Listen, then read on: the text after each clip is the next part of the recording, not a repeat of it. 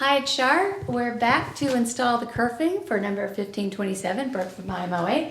So the reason we install kerfing is because the sides are very thin and we are going to glue the top and the back onto these sides. So that's not a very large surface to hold something as important as the top and back on. So what we use are these flexible strips of kerfing, and they're bendable on their own, so I don't have to use the bender. And I'm just going to cut them to length and then glue them around each side. I always, this is, as you recall, this is the side, this is going to receive the top, so this is flat, this surface flat. I always glue the back kerfing on first. I always do it in the same order, so I move this waist. And there's no reason, it's just that I always do it. We always do the same order, so. And I have a shorter piece of kerfing left over from yesterday, so I've got a little sander here. I just made that flush. So I'm going to use this little piece of kerfing.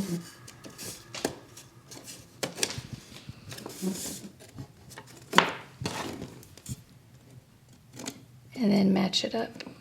I just make a mark. Then I'm gonna measure another piece of kerfing out to my mark so that I can be exact. There. Sand that.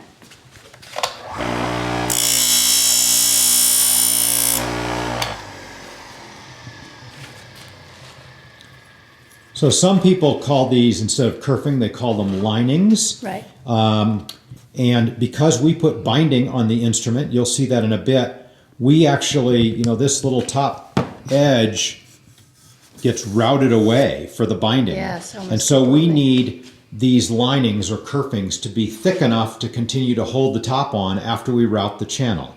You'll see that later in step number 6.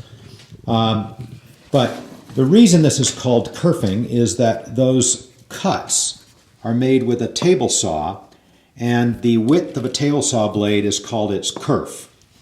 I think that's right. I may have a little bit, trying to remember back to my basic woodworking. Anyway, it's related to the table saw blade, or any saw blade. And anyway, these are called kerfing, and that's why. And I glue this back kerfing in, just slightly proud of the sides. Slightly proud, maybe a 32nd or even less. Yeah, maybe the thickness of a piece of paper. I mean, just barely, so that I can feel it above. Now here, you can't put a caul in, so what we do is put a lot of little clamps. Yep. To spread out the clamping pressure and make sure that the kerfing gets glued in well. I'm going to go to your other side here.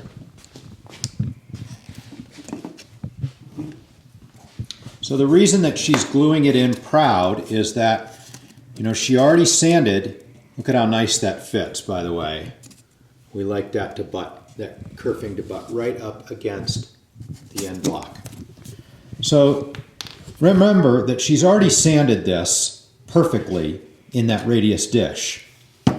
And now, after the kerfing goes in, she's going to sand it again, but just really, it's very fast, and it's just to touch up. And what we want to be doing is touching up the kerfing and basically bringing it right down to the sides, which have already been prepared. If the kerfing gets glued in below the sides, then you've got to take off a lot of material. Right.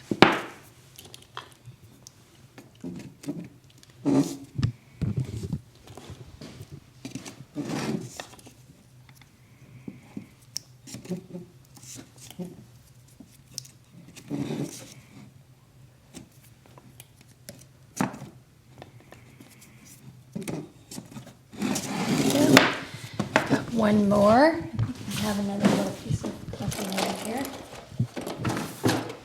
that I can use. I just like to clean up those edges.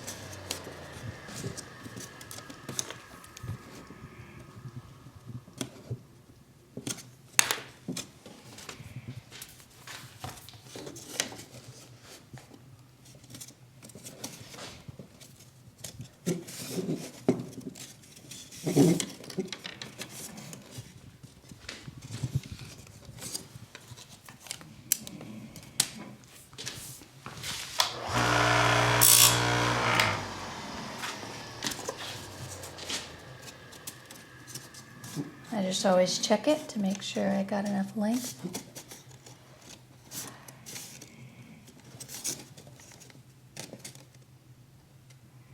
I did. I'm going to glue it in and then take a little bit off of my second piece when I get it all in there.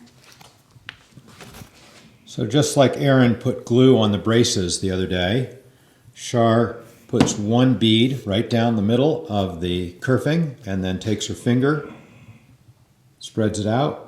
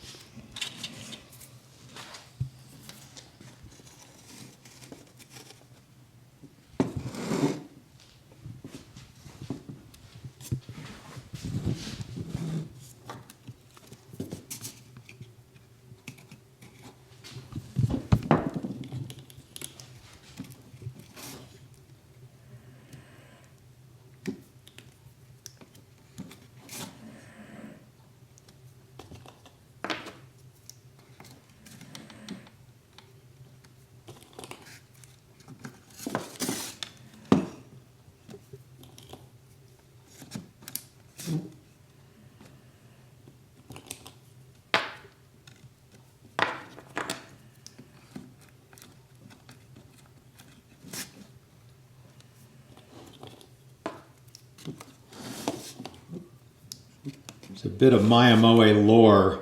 If you see in this picture, the little bowl that Char's clamps are in is a bowl that we turned on the lathe with a natural edge as we were just starting off with the ukuleles. There she's going to take this other piece and make sure it fits perfectly. I'm going to mark it just A little bit long, and she's going to sand it.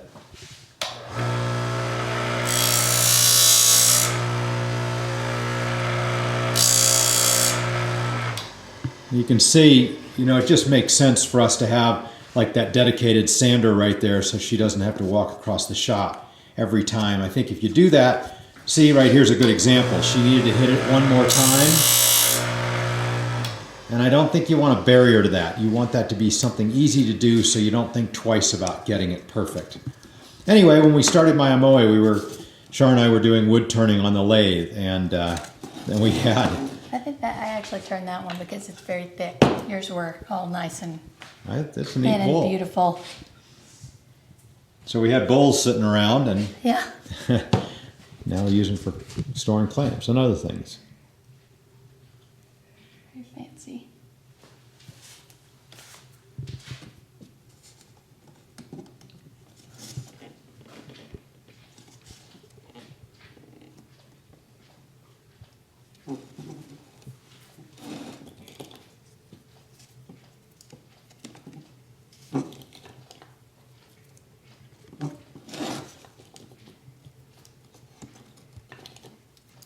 All right, there is the kerfing glued on to the back edge, and I'm going to let that dry. I usually do this at the beginning of my shift, and then at the end, after a couple hours, 2 or 3 hours, then I'll come back and finish up and put the kerfing on the top edge.